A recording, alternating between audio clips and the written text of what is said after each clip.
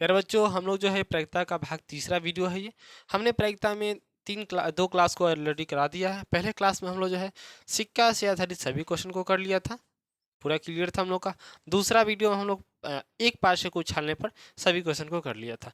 और इस क्लास में हम लोग प्यारे बच्चों दो पार्श्व पर आधारित सभी क्वेश्चन को करने वाले हैं। ठीक है, तो स्टार्ट करते हैं दो पार्श्व पर आधारित सभी क्वेश्चन को। देखिए, दो पार्श्व को फेंकने पर टोटल घटना घटता है प्यारे बच्चों 36। कौ घटना घटता है 36 गो टोटल घटना घटता है, 36 गो। ठीक है, कौन कौन सी घटना घटता है ये सब घटना कैसे लिखेंगे सर, ये कैसे याद रहेगा 36 को 36? ध्यान देंगे, लिखने का तरीका समझिएगा। देखिए, एक से स्टार्ट करेंगे, एक से एक, एक से दो, एक से तीन, एक से चार, एक से पाँच, एक से छः। बाकी सबको आप भूल जाइए अभी। ठीक है, देखिए इसके बाद दो से एक, दो से तीन, दो से चार, दो से पाँच। बड़ा सीधा लिखना है। ठीक है, आप अपने कॉपी में एकदम सीधा लिखिएगा, रो में भी सीधा, कलम में भी सीधा लिखना है। ठीक है, अब देखिए ऐसे दो से एक, दो से एक, छः तक, फिर तीन से छः तक, चार से छः तक, पाँच से छः तक, छः से छः तक। लिखने के बाद क्या करना है प्यारे बच्चों कि डब्बा को मिलाना है। फर्स्ट वाले डब्बा को सिंपल रखना है, दोनों का योग आएगा 2।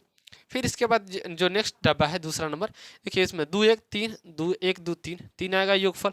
उसी प्रकार से इस डब्बा को जोड़ेंगे तो 2 1 3, 3 1 4, 2 2 4, 3 1 4 आएगा। यानी कि देखिए फिर इस डब्बा को जोड़ने पर 5 आएगा, इस डब्बा को जोड़ने पर 6 आएगा। उसी प्रकार से इन सभी डब्बा को जोड़ने पर 7 आएगा दोस्त।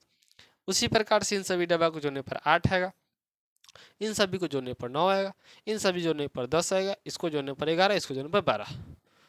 इस तरीके से आपको लिख लेना है। लिखने के बाद क्वेश्चन कैसे बनेगा ध्यान देंगे।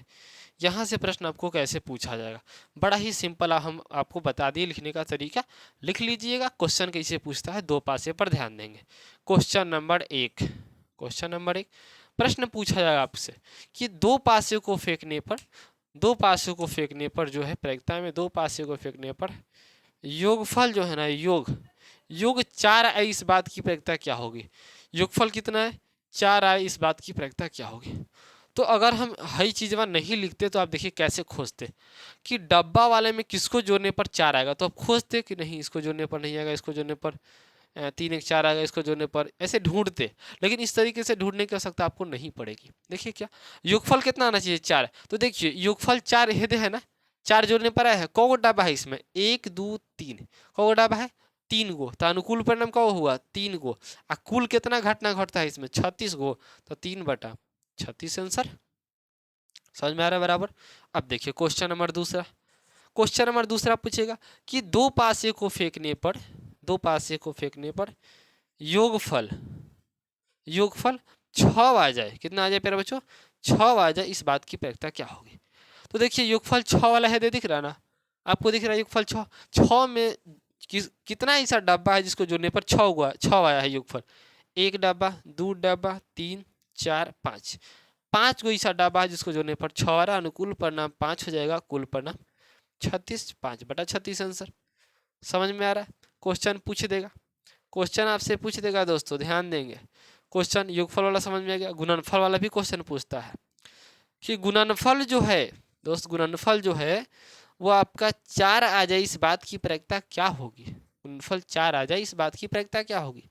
तो आप एक ध्यान देंगे यहाँ पर कि 4 कब कब आ सकता है। देखिए 1 गुने 4, 4 एकम 4, 4 एकम 4 आ सकता है, मतलब 4 एकम 4, 1 4 4 आ सकता है, 1 के पहला 4 हली पढ़ने पर आ सकता है, 2 के पहला 2 हली पढ़ने पर 4 आ सकता है ना, आ सकता है।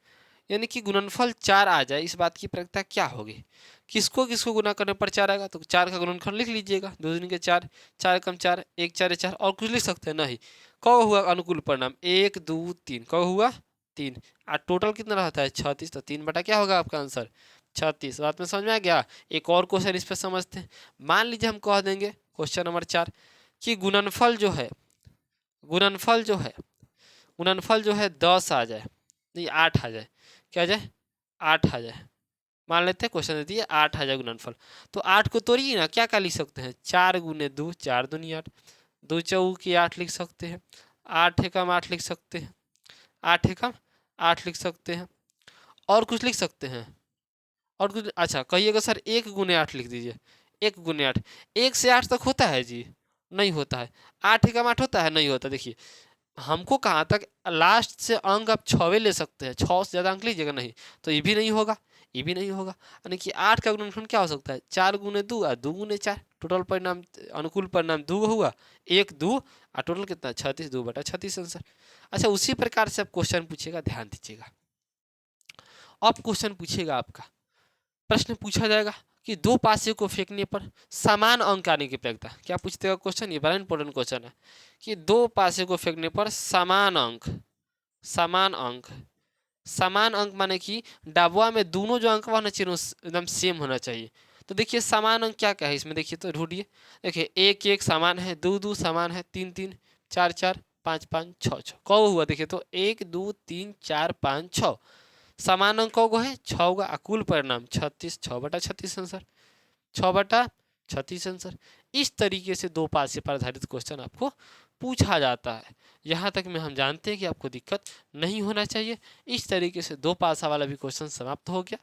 ठीक है, चलिए अब इसके बाद जो है अगला क्लास में आपको हम सिखाएंगे ताश के पत्ते पर आधारित सभी क्वेश्चन को। तो थैंक्स फॉर वॉचिंग, जय हिंद। वीडियो को लाइक एंड चैनल को सब्सक्राइब कर दीजिएगा। मिलते हैं अगले क्लास में।